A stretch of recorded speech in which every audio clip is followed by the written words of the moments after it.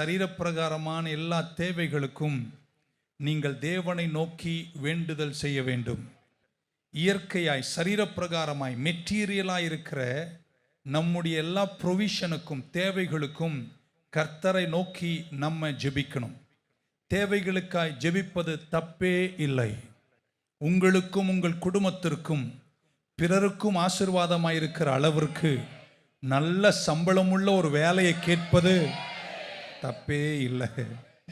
வாரம் வாரம் மெக்கானிக் ஷாப்புக்கு போகாத, பிரேக் டவுன் ஆகாத நல்ல ஒரு காரை கர்த்தரிடத்தில் கேட்பது, நான் சொல்கிற வார்த்தையை நீங்கள் கவனிக்கணும், கேட்பது தப்பே இல்லை. ஸோ நேச்சுரல் ப்ரொவிஷன் கர்த்தர்கிட்ட கேட்பதில் அவர் சொல்லித் தருகிறார். இன்று எங்களுக்கு தேவையான எங்கள் ஆகாரத்தை இன்று தாரும்.